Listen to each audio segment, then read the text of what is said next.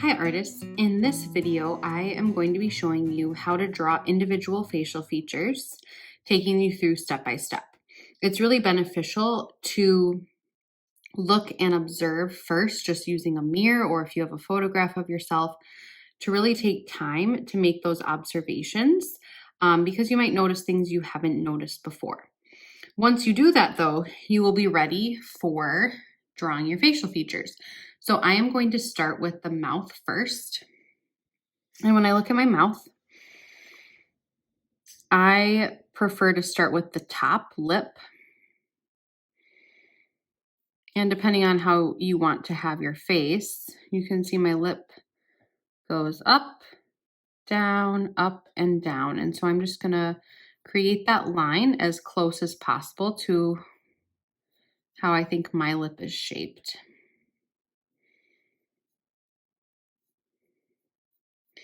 Think of it kind of as two mountains, and my lips kind of curve at the bottom up slightly. Where my lips come together, and you'll have to make note of if your top lip is bigger, usually your bottom lip is a little bit bigger. My top lip is smaller. And then my middle, the middle where my lips come together, goes up slightly, down in the center, up again, down, and then they curve slightly up as well. So now I have my finishing my top lip. My bottom lip is a little bit more simple, but still notice those details. I actually have a little bump that comes down right in the middle of my lip, and then it goes back up.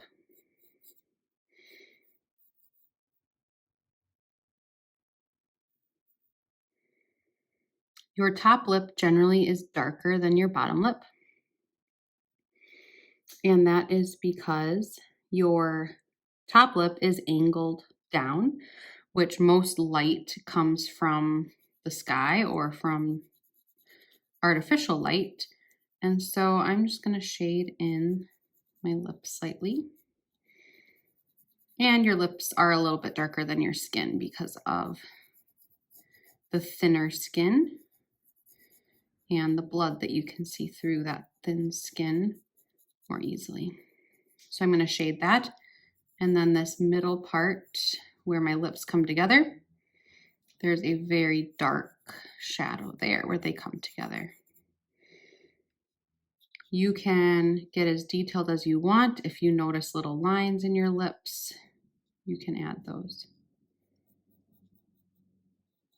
For the shading, I like to add, these are called contour lines. They kind of curve with how your face curves. And I tend to have more of a shadow where my crease is, where my lip comes to my cheek.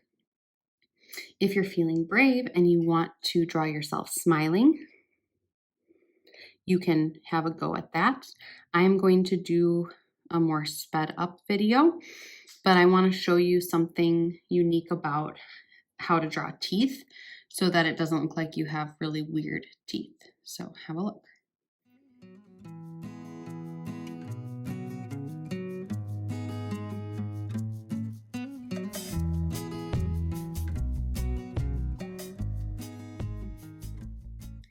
You'll notice my bottom lip sort of flattened out a little bit. And one of the key things I want to show you is that when you draw your teeth, you do not want to outline every single tooth. That is going to look very creepy. And so what you want to do instead is show where the gums are, those V shapes coming down. And then you're actually going to erase the middle between your teeth so they actually all connect. And then you can show the bottom shape of your tooth as well. But you don't want to draw the lines in between every single tooth. Like I said, it just looks creepy. It doesn't look as natural. And so by erasing that middle section, your teeth are going to look a little bit more natural. Because usually people's teeth are pretty close together, so you don't see a big dark line or shadow. And then to add the shading, I would just continue what I did with my first example lip. I would add the shading to show that my lips are darker than my teeth and a little darker than my thumbs, just to add the shadow there. So you can finish that. Next, I will be showing you how to draw your nose. Hopefully you had a little bit of time to observe the detail of your nose. You've got the tip of your nose sticking out, 2 nostrils on either side, and then the bridge of your nose that connects with your forehead. So what I suggest starting with is a circle for the tip of your nose. That'll just be a basic circle. Draw lightly because we will be erasing most of the circle. But then, and it might be helpful to tip your nose or your face down a little bit. Then what you can do is just use that tip of, or the bottom of the circle to draw a smiley face. And then you're going to just add 2 tiny sad faces in, curving down, and those would be the nostrils. Like I said, if you're looking up at your nose, you're going to see more of the shape of your nostril, which we don't really need to see. So just have a curve going down, and you can shade that in later. And then the last part for the curve of your nostril is going to be kind of like parentheses, like this, around either side. And I do draw the line going down below that previous sad face line. So now we have the basic shape of the tip of the nose. And then I can add a little bit of shading underneath, because generally it's more shaded underneath your nose. And you'll see in the middle of my lip, or right above my lip, is a little bit of a shaded part as well. But it's mostly shaded down here. And then it's shaded around my nostril as well, because that part goes back into my face a little bit, into my cheek. Next is the bridge of your nose. You'll see that the tip and the bridge of your nose is the lightest part. I have sort of a shadow on this side. So you're really not going to do much more with lines. I can erase this part of the circle. But what you're going to do is just shade on either side of your nose, coming up from your nostril. That will give the illusion that your nose sticks out in the center, and then it goes back by your cheekbones when you go down farther. You'll have to look at your own nose and decide the shape and the size that you have, because your nose might be pointier than mine, it might be a little wider or narrower than mine. Everybody's nose is different. And I'm going to shade my nostrils slightly too, so it looks like the tip of my nose is sticking out, because you want that tip and the middle to be the darkest. This part is going to go up into my eye socket, but we're not going to be worried about connecting the facial features yet.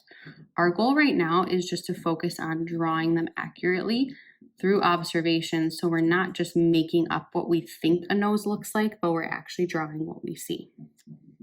The last feature I'm going to show you how to draw is your eyeball. I saved the eye for last because it is very complex, but all you have to do is just take time to make observations, and then you'll be able to see that it's made up of a lot of basic shapes. So for the eye, what I'm going to do is start with actually your whole eyeball, which you don't see most of your eyeball because it is in your eye socket, and it's also covered by your eyelid as well. But your eye is perfectly spherical and it goes back in your eye socket. It's held by your eye socket and by all the muscles that hold it in. So this is the white part of my eye. And then in the center, which you can see pretty much most of, is my iris, and that is the colored muscle. So there's another circle inside, perfect circle. And then you've got your pupil, which is the hole, and that's why it's black, and that's where you are able to see. You can color in your pupil really dark, but leave a highlight. You can see I have a little glisten mark because your eyes are covered with some salt water. When you blink, it flushes your eyes, and if you've ever had dry eyes, you know that it's really nice to have that saline solution over our eyes. Your eyelid is what comes and makes your eyeball not look like a creepy eyeball. So your eyelid is just going to be a curve, and my iris is covered by part of my eyelid. So I'm going to draw this curve shape covering part of my iris at the top. And you might notice, make an observation, is your iris covered at the bottom? Mine barely touches the bottom there. So there's my eyelid, top and bottom. And you'll notice I left a little lump here. That's because your tear duct is that lump toward your nose, and that is where your tears are produced. I am going to shade in my iris. You can see I have kind of hazel eyes. So I'm going to shade that in. I like making it look like sun rays coming out from the center because that's what that muscle looks like. And then you might notice if you have darker edges or the darker edge around your iris, you can darken that. If you have really light blue eyes or light gray eyes, don't shade it in very dark. You might have really dark eyes though that almost blend in with your iris or your pupil, and in that case you can shade it in super dark. So there is my eyelid. Now you'll see you have a crease of skin. That is the rest of your eyelid that covers your eye socket. So I'm going to draw that over top. And you will also notice that you have kind of a shadow of your eye underneath your eye because your eye socket goes in your skull. If you've ever gotten elbowed in the face or in the eye, your eye probably wasn't damaged because the eye socket protected it. That's why we have eye sockets, because it protects the very delicate part of our eye. I'm going to shade this in a little bit to my eyelid. And then also, and I don't need this part of my eyeball anymore, you'll notice too that you have eyelashes. Depending on how thick and dark your eyelashes are, usually what looks most realistic is just to shade a thick, dark top edge with just a few little curves going out to the outside corner, not toward your tear duct. Don't make them look like SpongeBob sticking straight up, but kind of curve them down and out, depending on how thick your eyelashes are. And it's tricky, but it's good to make them look random. I'm going to shade the corner of my eye a little bit because my eye is a sphere, and then I'm going to shade down here, curving with the eye, and I'm going to shade the top of my eyeball too. You do have eyelashes on the bottom of your eye. There's a little edge of skin, and then it comes out of there. Don't go too crazy with those because you can barely see them, but you just want to make them kind of random. Your eyebrow is directly above your eye. It kind of starts in more where the bridge of your nose is going to be. But your eyebrow, I'm going to shade a little bit more around the corner of this part. Your eyebrow comes, like I said, up where your nose is. You can see that shadow right here. And your hair usually starts growing straight up towards the center, And then as it goes, look at the shape of your eyebrow. The hairs flatten out toward the edge of your eye. And I'm going to shade this a little bit too.